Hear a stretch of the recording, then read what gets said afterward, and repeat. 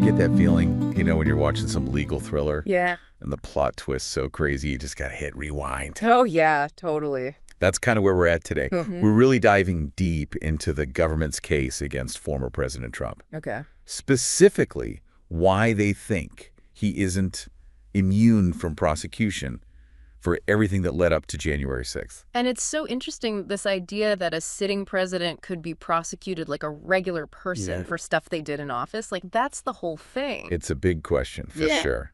Yeah. So we're going deep into the weeds here. Okay. The Jack Smith brief lays out all the prosecution's arguments. Right. And let me tell you some of this stuff. Mm-hmm. It's straight out of John Grisham. It's a really interesting read. It basically says, look, presidential immunity exists, Right. but it doesn't mean a president can just do whatever they want, Okay. especially if they're doing it for personal or political reasons. So we're not totally new to this whole presidential immunity thing. Right. I think our listeners probably got the basics, Sure. but this case is different. It really throws a curveball. It does. The Supreme Court already made a ruling on some parts of this, Okay. specifically in Trump v. United States back in 24. 24, right. They said he all immune for some things, Okay. like his conversations with the Justice Department about overturning the election. I see. Those were official acts of a president. Heck, official acts. Got it. Mm-hmm. But that's not the whole story, is it? Definitely not.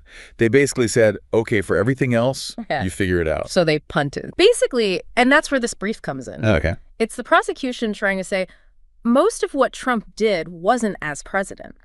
Interesting. It was as a private citizen, as a candidate who wanted to win. And that's a huge difference, right? It's massive because if he's acting as a private citizen, Right. he might not have immunity at all. Did they give any examples of what they consider private actions? They did. Yeah. They lay out 3 main conspiracies. Okay, let's hear The it. first one, interfering with the vote counting, like pressuring those state officials to overturn things. Oh, yeah, we've all seen those headlines. Yeah, big time. Amazing. Second, they say there was a conspiracy to obstruct Congress Oh, when they were certifying the election. right. The whole fake elector scheme and pressuring Pence to get involved.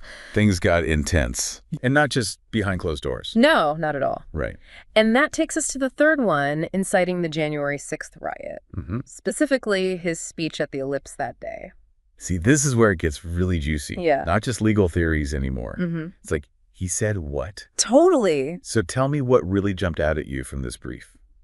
Well, one thing that's really interesting is how they use Trump's own words against him. Okay. Like all those times he said mail-in voting was fraudulent. Wasn't there something kind of ironic about that? There was, because they point out that Trump himself voted by mail That's right. while he was saying how dangerous it was. Oh, man. Yeah, and they get super specific about times he pressured officials, even publicly, to overturn the election. Right. And of course, there's the tweets, Speaking of, especially to Mike Pence, right before January 6th. we got to talk about the tweets. Oh, yeah, Yeah. prime deep dive material. So how do they even start categorizing presidential tweets? Well, they made a really interesting distinction What's that? between tweets from his personal account, real Donald Trump, Right. and the official EPUSTUS 45 account. Yeah, I see where you're going with this. Yeah. What did they find? They're saying real Donald Trump, that was mostly campaign stuff, Okay. personal opinions, Right. but POTUS 45, that was more formal announcements, retweets from government agencies, that kind of thing. So they're saying Trump himself knew there was a difference Exactly. between his personal and presidential accounts. And that's why when he was tweeting about the election from his personal account, Right. they're saying he was acting as a candidate, not the president. Which means no immunity. Potentially not. Wow. It's kind of genius using his own social media against him. Right. But speaking of tricky distinctions, Mike Pence's role in all this is another legal tightrope walk, isn't it? Absolutely. The Supreme Court already said Trump's probably immune for any conversations he had with Pence. Right, about certifying the election. Exactly. They considered those official acts. So how does the prosecution get around that? Well, they get pretty creative here. Okay, I'm listening. The brief says, sure, those conversations might be official acts, but they're still prosecutable. Hold on, how does that work? They're saying the executive branch, so the president, has zero constitutional role in the certification process. Really? That's all Congress. Wow. They're basically saying Trump was totally out of line trying to influence Pence. So even if those conversations were technically official, Right. They were about something he shouldn't have been involved in. Exactly. They're saying he overstepped his authority. Which means? Which takes us out of official acts territory. And potentially into criminal liability. It's a tangled web we've got going on here. Yes. Trump is a private citizen. Presidential tweets as secret code. Right. And Mike Pence stuck right in the middle of this whole thing. Yeah, poor Pence. I'm going to need a whiteboard and a whole pot of coffee to get through the rest of this. I hear that. Okay, so we're back. And ready for more. For sure. Good, because this is where it gets really interesting. Oh, yeah. How so? We're going deeper than just what Trump did in those weeks leading up to January 6th. Okay, if it's not just about his actions, what else is the prosecution focused on? Like what was going on in his head. Okay. The brief argues that to really understand if this was criminal, we have to get inside Trump's head. So are they saying he can't just say he thought he won? Exactly. Yeah. They're painting this picture of a guy who was told over and over that he lost. Really? And not just by like random people, by his own advisor. You mean even his inner circle was telling him to concede? That's what the brief is suggesting. Oh, no. And they're using testimony from people who were actually in the room with him. So they're saying these witnesses could actually speak to what he knew. Exactly. So if they can prove he knew, but still push the election fraud stuff. Then it becomes much harder to believe he was acting in good faith. Right. It wasn't just political maneuvering anymore. Right. This was a calculated effort to stay in power. See, this is what gets me. Yeah. We're talking about getting inside Trump's head. It's like a psychological thriller. It really is, during one of the most intense moments in American history. And the brief knows it. What do you mean? They present this evidence of his state of mind right alongside his public actions. Okay. To make their case even stronger. I see.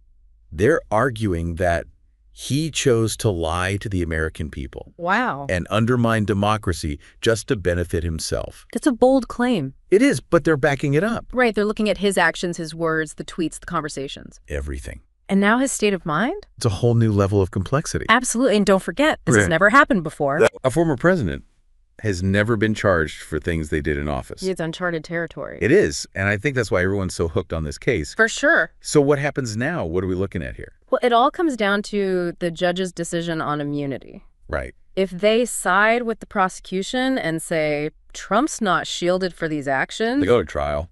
it's definitely possible. Wow. And that opens up a whole new can of worms. Right. Witnesses' evidence, arguments. The whole shebang. Wow. But even if the judge sides with the prosecution, Yeah.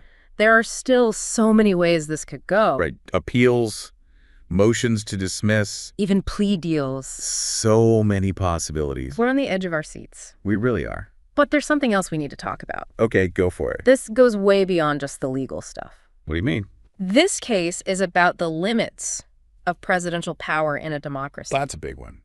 It's about whether any president can be Yeah. held responsible for trying to overturn the will of the people. Those are some high stakes. They really are. And whatever happens with this case, Yeah. it's going to change how we see the presidency forever. So we're talking legal ramifications, political fallout, and now historical outcomes.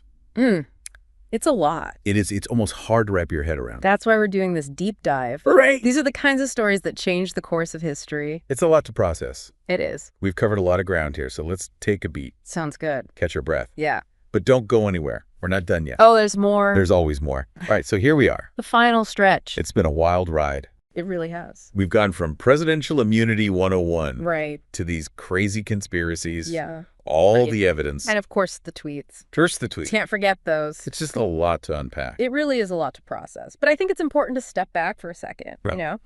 Look at the bigger picture here. The historical context. Exactly. So help us out here. What makes this case so historically significant? Well, think about it. For over 200 years, the U.S. has relied on this peaceful transfer of power. Right. We've had tough elections before, sure. Oh, yeah. Really close ones. Nail biters. But we've never had a president refuse to accept the results. Right, and actually try to overturn them. Exactly. And that's what's so important here. A peaceful transition. Yeah. That's what makes a democracy a democracy. Exactly. It's what separates us from, Right. I don't even know. Authoritarianism. Exactly. And this case is really testing that Wow. those norms, those traditions we always assume will be there. Right. We take them for granted. Exactly. And it's like, what happens when those norms are completely shattered? It's almost unthinkable. Right. But here we are. Right. It's like this case is holding up a mirror. I like that. To American democracy. It shows the good and the bad.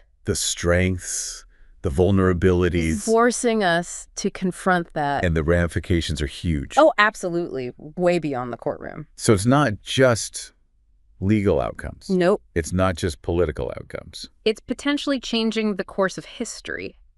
That's a lot of weight for one case to carry. It is. But you're right, this isn't just about one man or one election. This is about the future of democracy in America. So what's the takeaway? What do I want people to remember from all of this? Yeah, if there's one thing you could leave our listener with. Think about accountability, especially for the most powerful office in the world. The presidency. Yeah. Where do we draw that line? Okay. Between politics as usual Right. and actual criminal behavior? That's the question, isn't it? That's a tough one. Really tough, but important. It's a question that we as citizens, we have to grapple with. We can't just sit this one out. Exactly. Stay informed, talk about it, Right. demand better from our leaders. Because at the end of the day, it's on us. The future of democracy depends on us. Well said. That's the truth. It really is. This has been quite a deep dive. It has, hasn't it? We went from the very basic, I know, To the future of American democracy. with a few detours along the way. Oh, yeah. Those presidential tweets. Had to throw those in there. Always a good time. Oh, But seriously, this has been great. really appreciate it. The kind of conversation we need to be having. Definitely. And to everyone listening, thank you for being here. Yeah, thanks everyone. We hope this has given you a lot to think about. A lot to discuss. Because these are the conversations that shape our future. Couldn't have said it better myself. So until next time, stay curious, stay engaged. And we'll see you on the next deep dive.